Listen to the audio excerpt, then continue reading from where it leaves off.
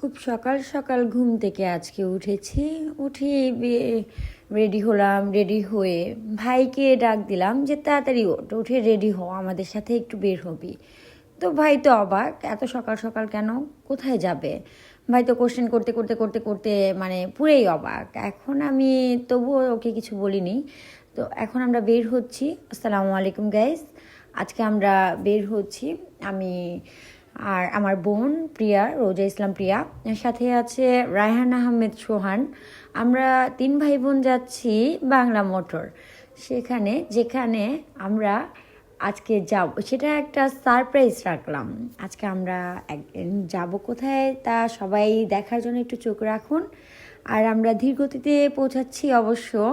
রাস্তায় প্রচণ্ড জ্যাম ছিল, জ্যাম থাকার কারণে আমাদের যেতেও লেট হয়ে গেছে।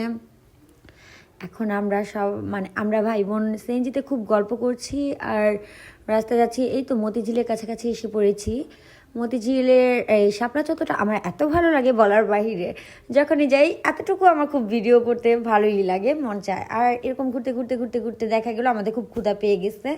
তো কিছু করার নাই, এতটা লেট হয়ে গেছে জ্যামের কারণে। আমরা দুপুরের লাঞ্চের টাইম হয়ে গেছে, তো লাঞ্চে আমরা খাবার খেতে বসেছি। খাবারটা একদম বাজে ছিল, মানে যা যা দেখাইছে তা দেয়নি, দিয়েছে আমাদের একদম বাজে একটা খাবার। তবু কিছু করার নেই, যেহেতু অর্ডার করে ফেলেছি এখন খেতেই হবে, স্বাভাবিক। এই যে আমিও খাচ্ছি, আমার ভাই বোন দুজনই খাচ্ছে। তো আমরা খাওয়া শেষে সবাই আবার চলে যাব যেখানে আমাদের গন্তব্যস্থলে। তো আমরা যেখানে আসা সেখানে এসে পড়েছি। এসে আমরা একটু আসলে অ্যাট ফার্স্ট এসেছি, তো তার জন্য দেখা যাচ্ছে আমরা চিনতে একটু কষ্ট হচ্ছে আমাদের। তো এই তো সিঁড়ি দিয়ে উঠতেছি, উঠতে উঠতে দেখি কোথায় যাচ্ছি কোথায় যাচ্ছি কোথায় যাচ্ছি। হ্যাঁ, যাচ্ছি আমরা কোথায় যাচ্ছি এখন। এই তো আমরা এখন যাচ্ছি ব্লাশ বাই নিগার আপুর কাছে। ওই নিগার আপু, আমার রোজা ইসলাম প্রিয়ার আমার বোনের একটা শ্যুট ছিল, তো ওই শ্যুটে আমিও যাচ্ছিলাম।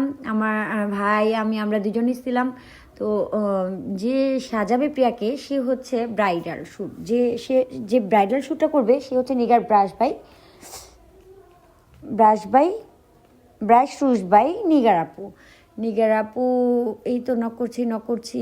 নিগার আপু অনেক ব্যস্ত ছিল ভিতরে, আমরা নক করছি হয়তো বা শোনেনি। তো অনেকক্ষণ দাঁড়িয়েছিলাম, অনেক অপেক্ষার পর দেখা হচ্ছে। এই তো আমার ভাই আবার জিজ্ঞেস করছে কেমন লাগছে এক জায়গা, নতুন এক অপরিচিত জায়গা। হ্যাঁ, আসলে নিগার আপুর ক্লাসটা করে আমার খুব ভালোই লেগেছে। ওনার ক্লাস তো উনি এত ভালো বোঝায় যা বলার বাইরে। এই তো নিগার আপুর সাথে পরিচয়, কথা বলছি, যাই বলছি। এখন দেখা যাচ্ছে আমাদের নিগার আপুকে, আমরা আসতে অনেক লেট করে ফেলেছি। আপু এমনিতেই টায়ার্ড, তো আমাদের দেখে অনেক খুশি হয়েছে। যাই হোক, আমরা বাংলা মোটর দিয়ে এসেছি যে আপু বুঝতেই পারেনি। আর আমরাও ঠিকানাটা আর কি করতে পারিনি, কারণ প্রথম গিয়েছি। তো যাই হোক, আমরা এসেছি। এখন এই তো রুমের ভিতরে ঢুকছি আপুর। হ্যাঁ, ভ্যানিটি রুমে ঢুকছি আপুর। এই তো আপুর এতগুলা সার্টিফিকেট দেখে তো আমি পুরাই হতবাক। যাই হোক, আপুর কাজ আমার কাছে খুবই ভালো লেগেছে, আপুর ব্যবহার, আপুর কথাবার্তা সবই ভালো লেগেছে। তো এখন আমি একটু নিজেকে ভিডিও করে নিচ্ছি, দেখছি কেমন লাগছে। এই তো ভালোই লাগছে। এখানে প্রিয়াকে রেডি করাচ্ছে তো শ্যুট করার জন্য, আর আমাকেও ক্লাসটা করিয়ে ফেলছে অবশ্য। হ্যাঁ, প্রিয়ার ঠোঁটটা একদম ড্রাই ছিল, সেটা একটু ভালো করে মুছে নিচ্ছে, ক্লিন করে নিচ্ছে, কারণ ওর লিপ থেকে একদম মরা স্কিনের চামড়াগুলো খুব ভেসে ভেসে আছে। যাই হোক, আপু খুব ভালোভাবে ওর স্কিনটাকে কেয়ার করছে। স্কিনটা কেয়ার করার পর ওর স্কিনটা কেয়ার করার পর এখন ময়শ্চারাইজার লেন্স পরাচ্ছে। আপু চেষ্টা করেছে অনেক, কিন্তু আপু পারছিল না প্রিয়ার চোখে লেন্সটা পরাতে। তো প্রিয়া নিজেই চেষ্টা করছে, লেন্সটা পরে নিল। যাই হোক, লেন্স পরা শেষে আবার বসে পড়লো। এই তো আপু খুব ভালো একটা মানুষ, ওনার কাছে গেলে বোঝা যায় যে কত ভালো মানুষ।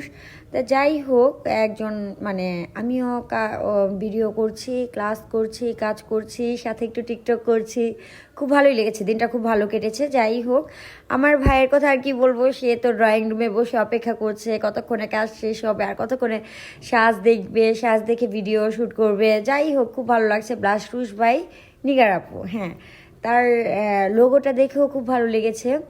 তার কাজ সম্বন্ধে আর কি বলবো, সে কাশিস স্যারের ক্লাস করেছে। কাশিস স্যারের ক্লাস করে তারপরের দিনই আমাদের পাকিস্তানি লুকটা দিচ্ছে। অবশ্য আমার রোজাকে পাকিস্তানি লুকটা যখন দিচ্ছে আমি অনেক মনোযোগ সহকারে দেখছি। যাই হোক, আপু খুব মনোযোগ সহকারে ক্লাস করায়। আর উনি গ্লিটারগুলো অ্যাপ্লাই যখন করছে তখন তো আমি অবাক, গ্লিটারগুলো কিভাবে অ্যাপ্লাই করছে আমি খুব মনোযোগ সহকারে দেখছি। আর আপুর ফোন দিয়েও মাঝে মাঝে ভিডিও ছোট ছোট ক্লিপ নিচ্ছি, আমার ফোন দিয়েও ক্লিপ নিচ্ছি। সাজ দেখতে দেখতে খুব ক্ষুধা পেয়ে গিয়েছিল, কি করব, আর কিছু করার নাই। যাই হোক, তারপরে আবার কাজ দেখছি। কাজ দেখতে দেখতে আমি মাঝে মাঝে আবার আমার ভাইয়ের সাথে দেখা করতে যাচ্ছি, ওর সাথে আলাপ করছি, দেখছি ও কি করছে, ও কি বলবো, বলার ভাষা নেই।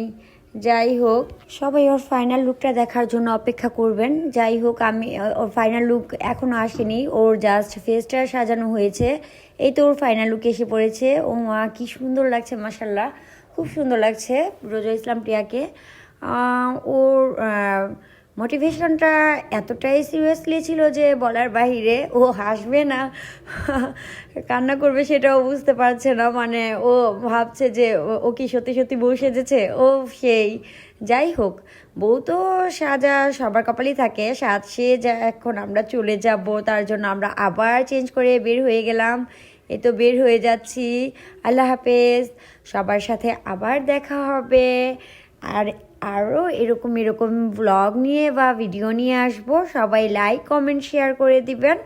আর এখন দেখেন কত রাত হয়ে গেছে, আমরা বের হচ্ছি। বের হতে হতে তো কি বলবো, ভয় পাচ্ছি, কোনো রিক্সা নেই। এখন রিক্সা পেয়ে গেছি, এই তো হাতিঝিলের সামনে দিয়ে যাচ্ছি, সরি মতিঝিলের সামনে দিয়ে যাচ্ছি। যাই হোক, খুব ভালো লাগছে। গত গত মানে আমি ভিডিওটা আপলোড করেছি অনেক লেট করে। সবাই তখন 16 ডিসেম্বরের আগের দিন, মানে 15 ডিসেম্বর ছিল। এরকম ঢাকা শহর সাজিয়েছে, খুব ভালোই লাগছে। যেতে যেতে দেখতে দেখতে একদম ভিডিও করে নিলাম, শর্ট শর্ট ভিডিও করে নিয়ে আমি একটু এটার সাথে জয়েন করে দিলাম। যাই হোক, খুব ভালো লাগছে।